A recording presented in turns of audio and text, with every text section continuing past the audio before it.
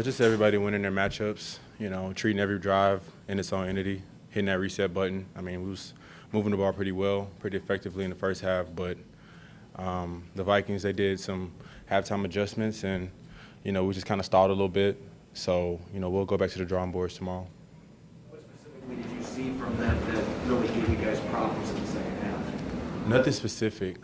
Their D-line was really dominant, and, their secondary they played like we saw it on film, so it was nothing surprising to us. But for the most part, I mean, they were just competing, and it just came down to who wanted it more. And unfortunately, we had to take the loss tonight.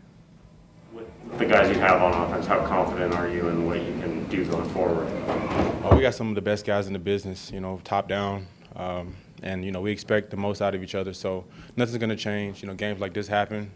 It's really just a game, so somebody's got to win, somebody's got to lose, and we all know that. But we have to treat it like a business, and, we just got to do better. You've been in this offense before. How much of this is growing pains that were bound to happen in the first few weeks regardless?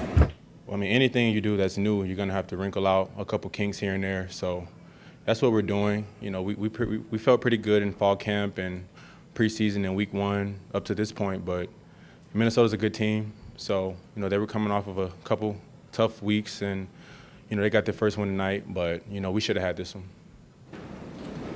Is that kind of the feeling in the locker room, is that this was one that kind of got away from you guys? Well, each quarter, it played its part.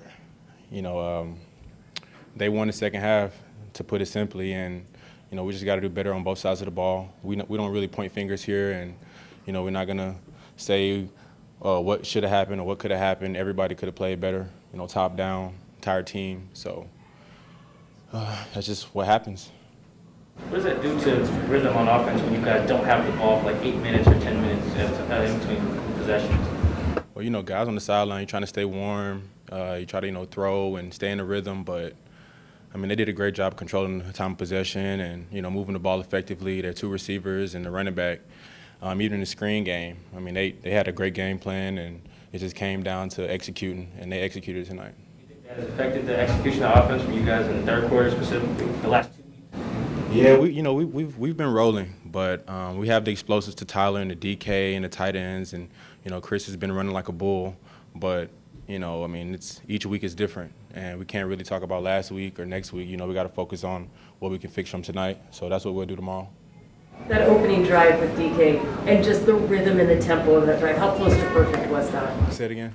How close to perfect was that opening drive, and with as much as DK was doing? Oh, it was ideal. That's pretty much the confidence that we play with, and that's just what we expect to do. But unfortunately, that type of drive, and we didn't have those type of drives throughout the entire course of the game, and that's what we strive for. So that's what we're going to continue to strive for.